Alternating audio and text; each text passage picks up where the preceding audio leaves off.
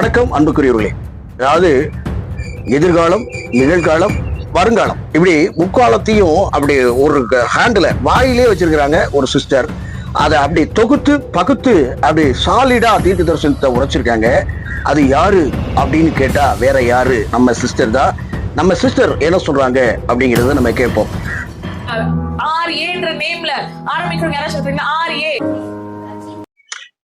ஆரம்பிக்கக்கூடிய பெயர் யாரு அப்படின்னு கேட்டீங்கன்னா, ஆரியல ஆரம்பிக்கக்கூடியது ராஜேந்திரன் ஏகப்பட்ட பெயர் இருக்கு. ராஜராஜ சோழன் ஏகப்பட்ட பெயர்கள் இருக்கின்றன. ராஜேஸ்வரின்னு இருக்குது. என்ன சொல்றது, ரஞ்சிதா அப்படின்னு இருக்கு, ரசிதா அப்படின்னு இருக்கு. இப்படி பல பெயர்கள் ஆறுல ஆரம்பிக்கு. நீங்க என்ன சொல்ல வரீங்க? ரஜிதா உங்களதான் சொல்லிருக்காரு. வாங்க, நானும் என்னடா ஆர்ஏஜே. ஓகே, அக்கா அருமையா கண்டுபிடிச்சிட்டாங்க. கண்டுபிடிச்சு உங்களை தான் ஆண்டவர் கூப்பிட்டார் அப்படின்னு சொல்லிட்டு ரொம்ப கரெக்டா கண்டுபிடிச்சிட்டாங்க. எல்லாரும் ஒரு ஜோர ஒரு கைத்தட்ட முடியாது. கை தட்ட மாட்டீங்களா? ஏன்னு கேட்டீங்கன்னா, இது ஒரு டுபாக்கூர் அப்படிங்கிறது தெளிவா தெரியுதா தெரியலையா? சரி, இருந்தாலும் அவர்களுடைய அன்பான அரிய கண்டுபிடிப்பை நம்ம பாராட்டும் வகையில என்னன்னு கேட்டீங்கன்னா, ரஜினிகாந்த் பயன்படுத்திய சேவிங் பண்ணதுக்கு பயன்படுத்திய இந்த கண்ணாடிய கம்பெனி சார்பாகவும் சப்ஸ்கிரைப் ஆகிய உங்கள் சார்பாகவும் இவங்களுக்கு நம்ம இந்த கண்ணாடிய இது பண்ணிக்குவோம். ஏன்னு கேட்டீங்கன்னா, அவங்க முகத்தை பார்த்து அவங்களே காட்சி பீரணும். புரியுதுங்களா? இதெல்லாம் ஒரு பொழப்பா அப்படிங்கிற மாதிரி காட்சி போதுக்கு தான் இந்த கண்ணாடியை கொடுக்குறோம். கம்பெனி சார்பாக அவங்களுக்கு அட்ரஸ் அனுப்பிச்சு விடுறா. சரி, ரைட்டு, அசிஸ்டன்ட்ட சொல்லிட்டேன், அவன் அனுப்பிச்சு விட்டுருவான். இப்போ சரி, மேல சொல்லுங்க. மன விருப்பத்தின்படி நான் தந்தையின் ஆலோசனைகளை நிறைவேற்றுவேன் என்று கர்த்தர் சொல்றார். கர்த்தர் அதாவது மிருதங்க சக்கரவர்த்தி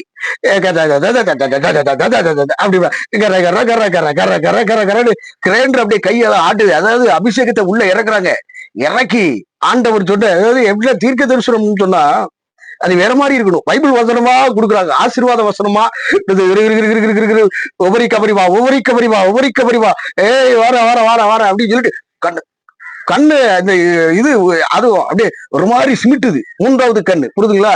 நெற்றிக்கண்ணு அப்படியே உலட்டிக்கிட்டு அங்க இருந்து வல்லமை இறங்குது, கையில இறங்குது, தலையில இறங்குது. என்னெல்லாமோ சொல்லி இது பண்ணி விட்டு போங்க, ஆசீர்வாதம் வரும், அப்படி வரும், இப்படி வரும் அப்படின்னு. ஆண்டவருக்கு கோபம் வருகிற மாதிரியான இந்த மாதிரியான விஷயங்கள் எல்லாம் செய்யக்கூடாது. சரி, ரைட்டு, மேல என்ன சொல்லாங்க அப்படிங்கறத நம்ம கேட்போம். Orange colour sorry, I think இது ஆரஞ்சு ஷேட்ல தான் இருக்குது. இங்க இருந்து பார்க்கும்போது எனக்கு ஆரஞ்சா தான் தெரியுது. நான் எழுதி வச்சிருக்கிறேன், நான் சும்மாலாம் உங்களை பார்த்துட்டு. அதாவது சாரிய கணக்கிட்டு சொல்றாங்க. சாரி, நானும் அதே ட்ரெஸ் தான் போட்டிருக்கேன், அதே இதுதான் போட்டிருக்கேன் அப்படின்னு சொல்லி யூகமா அடிச்சு அவங்களுக்கு அதை வரப்போகுது இது வரப்போகுது அப்படிங்கிற மாதிரி சொல்லியிருக்காங்க.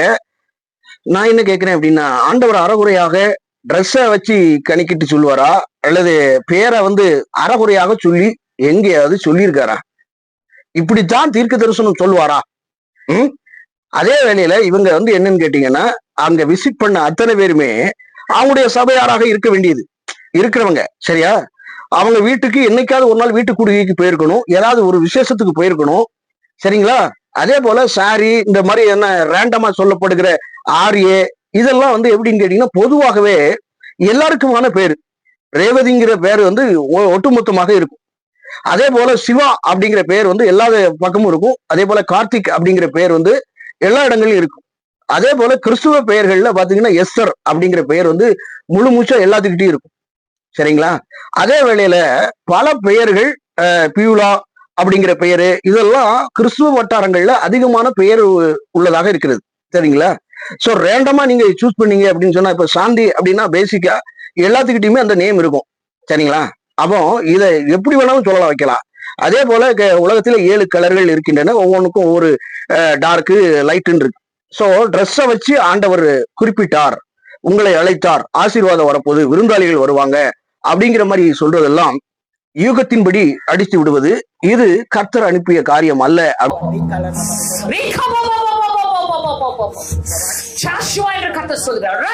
அப்படின்னு சொல்லிட்டு ஜாசுவா அப்படின்னு ஆண்டவர் சொல்றாரு அப்படின்னு சொன்னாங்க.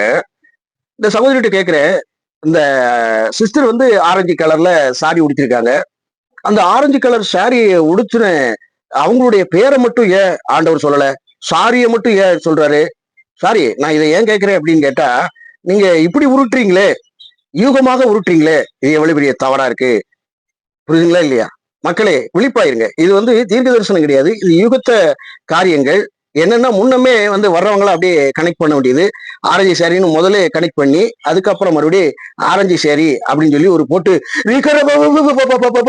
அப்படின்னு சொல்லிட்டு ஜோசுவான்னு சொன்னாரு அப்படிங்கிறது இது அர்த்தமா? அதாவது அவங்களுடைய தீர்க்க தரிசனத்தினுடைய அந்நிய பாஷையினுடைய அர்த்தம் அப்படின்னு சொல்லி ஜோசுவான்னு சொல்றாராம். எதுக்கு ஜோசுவான்னு சொல்றாரு?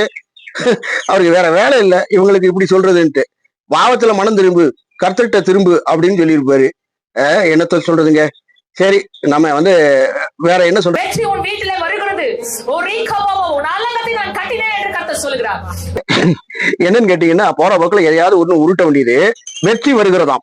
அப்போ அதுக்கு முன்னதாக இயேசு கிறிஸ்துவ கூப்பிட்டிருப்பாங்க, ஜெபிச்சிருப்பாங்க, அப்பம்லாம் வெற்றி வரல. இப்போ இவங்க கைய வச்சதுனால வெற்றி வருகிறது இல்லையா? இது எப்படிப்பட்ட காரியம்? வாழ்க்கையில நம்ம பிறந்ததே வெற்றியில தான் பிறந்திருக்கோம்.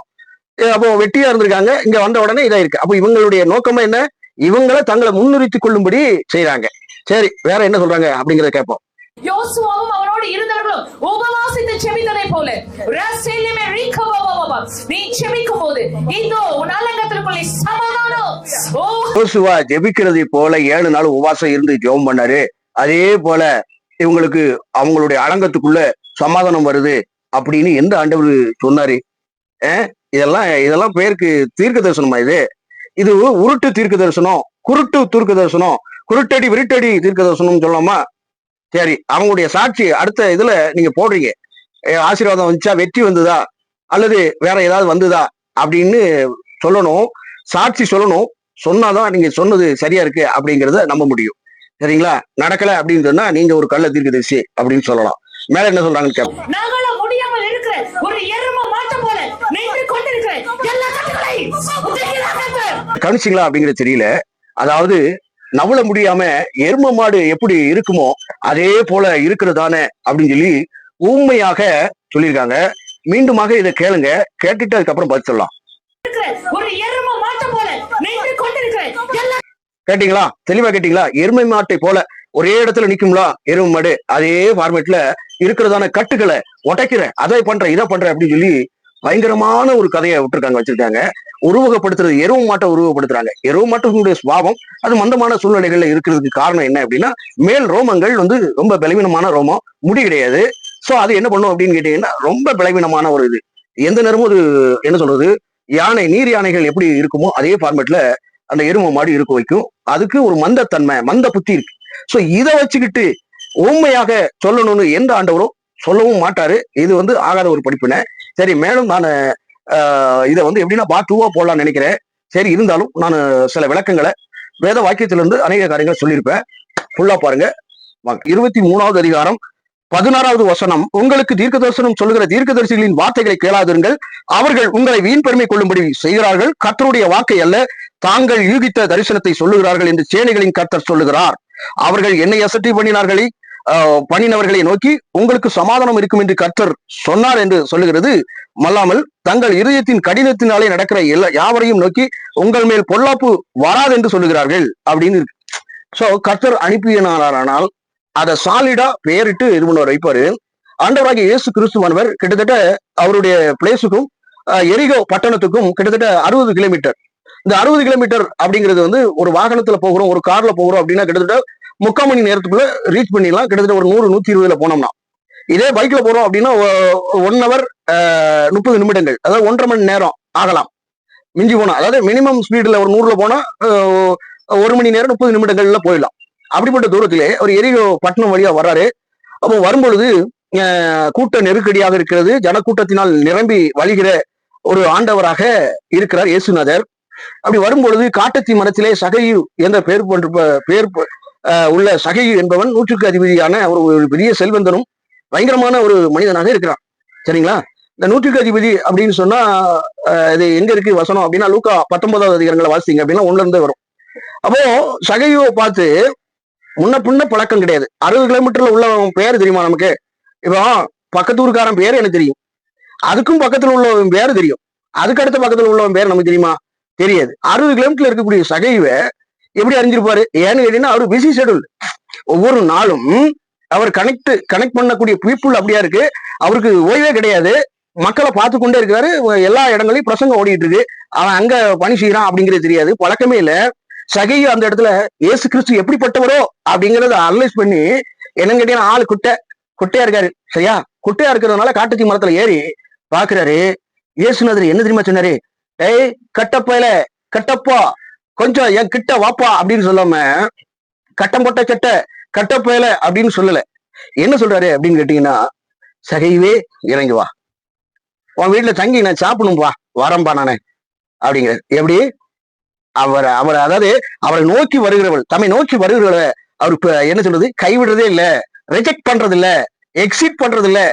வாடா நீ தாண்டா நமக்கு கையாளு அப்படின்னு சொல்லிட்டு உன் வீட்டுல தாண்டா நான் சாப்பிடுவேன் அப்படின்னு சொல்லிட்டு இது பண்ண வச்சாரு. அவ்வளவு கூட்டத்தில் நடுவிலையும் தன்னுடைய ஜனமாகிய யாரு சகைவை பார்த்து சகைவே அப்படின்னு கூப்பிடுறாரு. எந்த ஒட்டு உறவும் இல்லைங்க, எந்த காரியங்களும் இல்ல, கனெக்டிங்கே கிடையாது. இப்போ யாராவது ஒருத்தர் இருக்கிறீங்க, நீங்க இருக்கிறீங்க, வீடியோல தான் பார்த்திருப்பீங்க, நேர்ல பார்த்தது இல்ல, நான் உங்களை பேரை சொல்லி கூப்பிட்டேன் அப்படின்னு சொன்னா இது என்ன பர்பஸ்ல வருது? டெவின் கான்வர்சேஷன் அப்படின்னு, அதாவது கான்வர்சேஷன், டெவின் கான்வர்சேஷன் அப்படின்னு சொல்லாமா. கர்த்தர் சொன்னதன்படி இது பண்றாங்க, வைக்கிறாங்க. சகை வீட்டுக்கு போன உடனே அவன் இயேசுநாதர் வீட்டுக்குள்ள வந்து இறங்கின உடனே, வீடு என்பது நம்முடைய சரீரம், அந்த சரீரத்துக்குள்ள ஆண்டவராக இயேசு கிறிஸ்துவானவர் வரும் பொழுது அந்த காரியம் எவ்வளவு பெரிய அபரிவிதமான ஒரு நற்செய்தியை கொண்டு வருகிறது.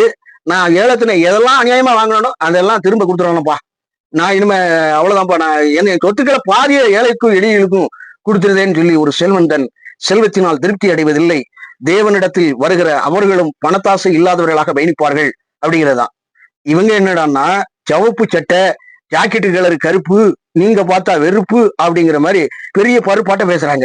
ஏடா கள்ள ஊழியர்களே, நான் உங்களுக்கு சொல்றேன்டா, டேய் இந்த நாட்டுல நடக்குடா, ஈரான்ல மக்கள் சாகுதானுங்கடா. சரியா?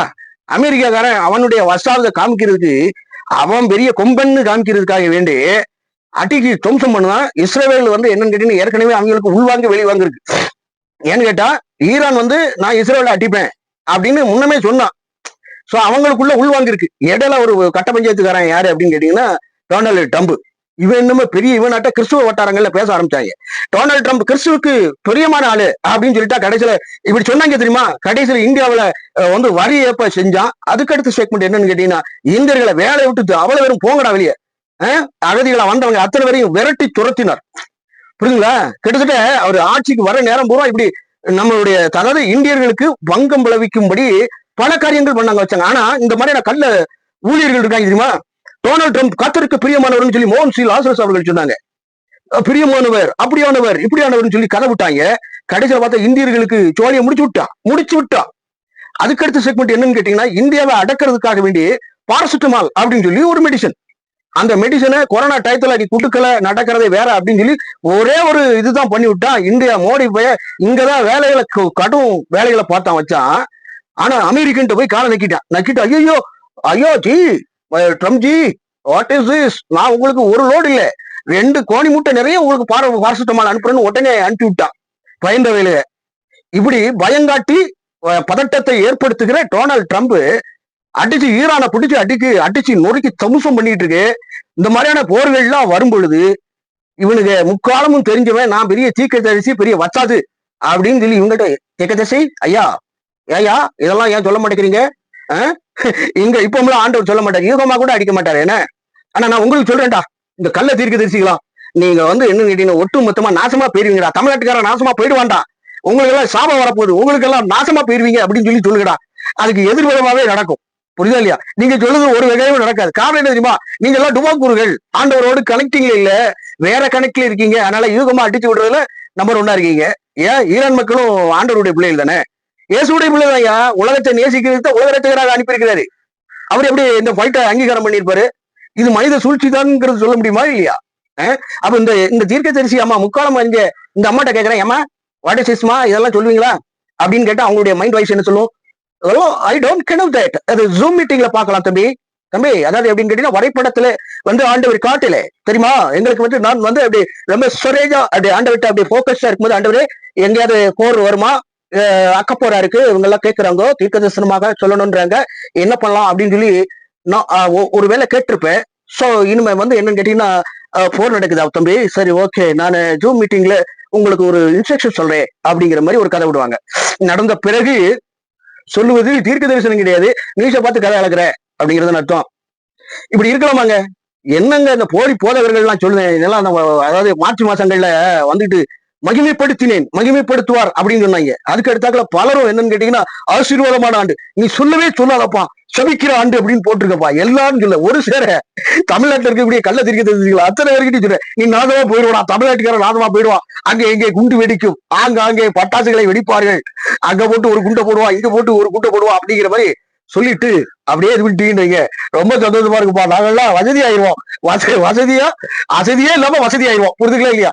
பார்த்து கொண்டிருக்கிற நபர்களுக்கு ஏன் நீ நாசமா போகல, கிறிஸ்துவாகி நீங்கள் நாசமாக போவீர்கள் அப்படின்னு ஒரு கள்ள ஊழியை சொல்லிட்டான்னு வைங்க, ரொம்ப சந்தோஷமா இருக்கும். ஏன்னு கேட்டீங்கன்னா பிள்ளையம்மா அப்படிதான் சொன்னான், சபிச்சா கடைசியில ஆண்டவர் ஆசீர்வாதம் பண்ணா.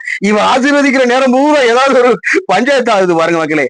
என்னத்த சொல்றது? இவனுங்கெல்லாம் யாருன்னு தீர்க்க தரிசனம் உரைக்கணும்னு சொன்னாங்க. அறகுறையா உரைச்சுக்கிட்டு மேகத்தை கரும் மேகத்தை சூழ கண்டேன், வேதம் வராமல் ஜெபிப்போம். எப்படி இப்படி ஒரு காரியத்தை வச்சுக்கிட்டு இப்படி போட்டு பேசிட்டு வேண்டாமா சொல்லிட்டா நடந்தது நடக்காது அப்படிங்கிற மாதிரி இதாயிம்ல மாட்டிக்குவாங்க. புரியுதுங்களா?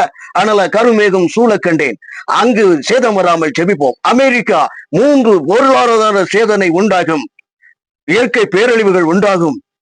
போடாடே, வேலை இருந்தா பாருங்கடா, நாசமா போட்டு இந்தியாவை நாசமா போட்டு அப்படின்னு சொல்லி இது பண்ணு வல்லரசு நாடா மாறிடும். புரியுதுங்களா? நீங்க ஜோரா போயிருவீங்க, ஜோரா கைத்தட்டி ஜாலியா இருப்பீங்க. புரியுதுங்களா இல்லையா? வேற ஒரு பதிவு.